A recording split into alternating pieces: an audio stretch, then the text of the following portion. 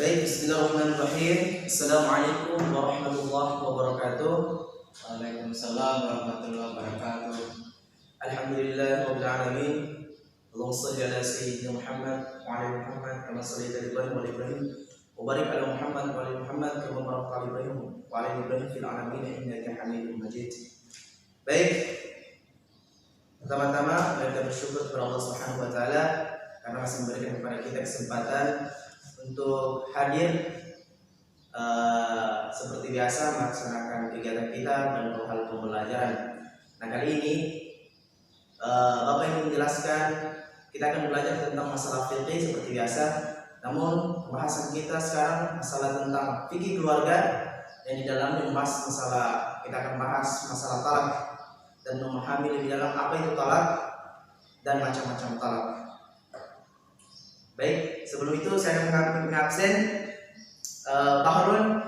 Hadir Pak. Baik. Ismail. Oke, seperti biasa. Maksud saya ini kita akan mulai pembelajaran kita tentang masalah Fikih keluarga. fikih keluarga. Bagus. Tentang masalah talak. Nah, talak itu sendiri hanya terjadi kepada seseorang yang sudah melakukan pernikahan. Jadi kalau yang masih jomblo-jomblo belum melakukan pernikahan, ya tidak ada talak untuk dia, belum ada ikatan dengan. Maka jika talak ini hanya berlaku kepada yang sudah menikah, dan talak juga merupakan perceraian yang terjadi kepada kedua pasangan yang tidak lagi halal untuk bercampur, kan? Tidak lagi halal untuk bercampur ketika sudah jatuh talak. Dan dalam Islam kita itu sendiri memberikan perhatian khusus terhadap perkara talak ini, karena hal ini tidak disukai oleh Allah Subhanahu wa taala. Dan dalilnya? Kalau dalilnya ada dalilnya bahwa Allah Subhanahu wa taala tidak menyukai perkara hal seperti ini. Dalilnya dalam hadis riwayat Bukhari, hadis riwayat Abu Daud,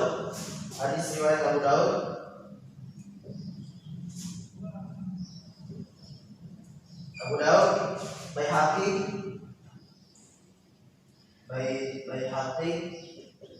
dan Ibnu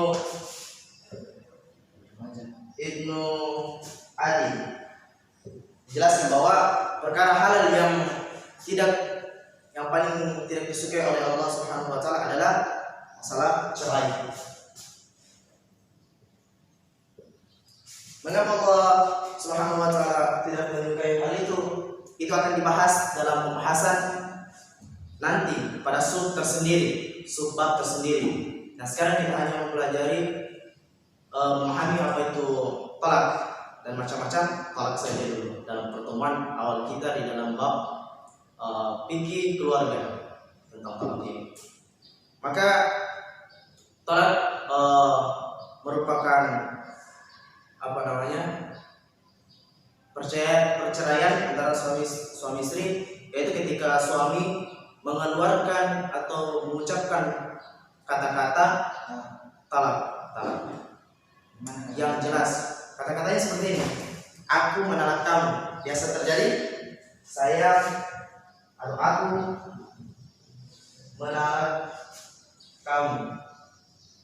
Dan biasanya juga saya menceraikan kamu. Itu kalimat yang jelas merujuk kepada untuk bercerai, kan? Nah, ketika seorang suami sudah mengucapkan hal ini, maka dalam peraturan Islam secara syariat, dalam syariat Islam bahwa ketika seorang mengeluarkan talak, dan talak itu sendiri secara syariat talak merupakan pelepasan ikatan perkawinan antara hubungan suami istri. Pelepasan ikatan secara syariat adalah pelepasan ikatan perkawinan atau perceraian hubungan suami istri. Itu secara syariat. Bisa dibuka dalam buku fikih. Kita lanjut kepada talak hanya dianggap sah jika diucapkan, dan ucapan itu ada lafaz-lafaz tertentu. Lafaz talak ada namanya lafaz terbagi secara umum terbagi menjadi dua, yaitu lafaz eksplisit dan implisit. Nah, seperti apa lafaz eksplisit?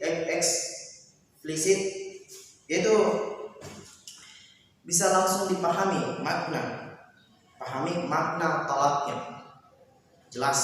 Berarti kayak tadi contohnya, aku menalak kamu atau saya menalak kamu, itu jelas dipahami, jelas. Nah, talak itu secara agama, menurut agama mereka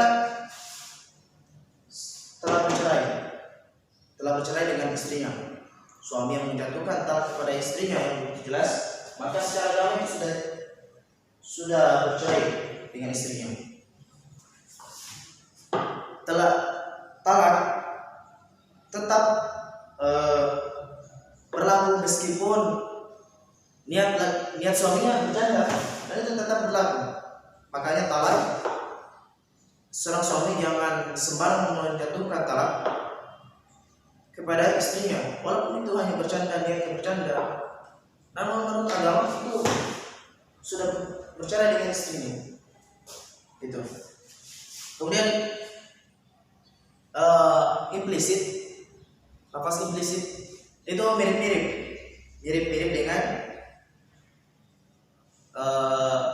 eksplisit, tapi tidak seperti eksplisit yang jelas. Kalau implisit tidak jelas, namun maknanya, kalimat-kalimatnya, walaupun tidak mengucapkan saya ceraikan kamu, saya talak kamu, namun sudah bisa dipahami arahnya, yaitu untuk talak. Saya seperti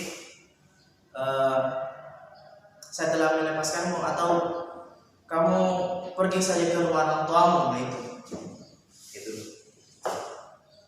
Dan hal seperti itu, kalau bisa untuk seorang suami, jangan mempermainkan talak, apalagi kepada istri kita.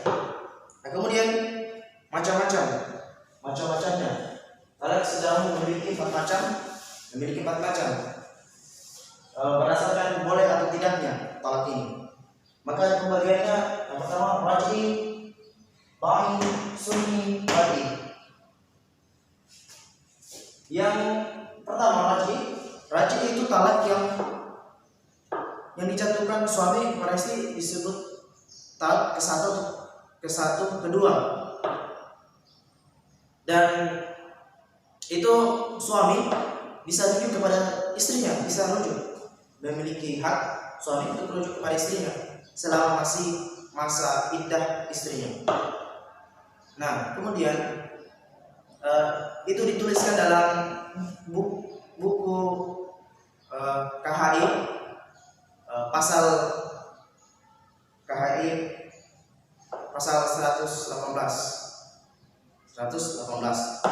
Nah, bagaimana cara rujuknya dia? Kita tahu bagaimana cara rujuknya.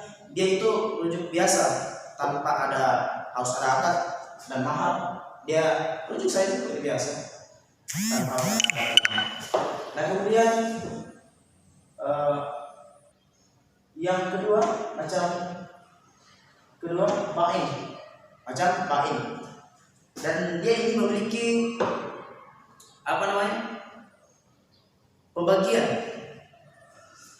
pembagian. Ada dua, yaitu orang dikenal talak bain ini disebut talak ketiga dan memiliki pembagian dua. Talak bain sughra, bain kubra. Nah, apa itu bain sughra? Yaitu talak satu dan kedua yang dijatuhkan suaminya, dan itu telah melewati masa iddahnya, dan itu masih boleh rujuk. Jadi bagaimana cara rujuknya? Ya, dia itu seperti yang pertama tadi raj'i itu rujuk seperti biasa, tapi kalau di bagian bain sugro dia itu harus seperti saat kita melamar, yaitu harus ada namanya akad nikah, mahar, wali, saksi dan yang lainnya. Kemudian yang kubro, setelah sugro ada kubro.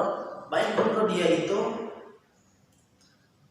talak yang ketiga, atau biasanya disebut talak yang terakhir, tidak ada lagi setelahnya. Nah, apakah boleh rujuk? Ya iya, tidak boleh. Dia tidak boleh lagi rujuk. Mengapa? Karena talak ketiga itu talak terakhir, tidak ada lagi setelahnya, sudah tidak ada. Dan kalau mau rujuk, istri harus menikah kepada laki-laki lain, tetapi jangan niatnya untuk menikah supaya bisa lebih kepada suami pertama, itu tidak boleh. Kemudian macam ketiga, sunni itu yang dibolehkan, boleh asal saat istri suci dan tidak dicampuri waktu suci tersebut. Nah, itu dia sunni.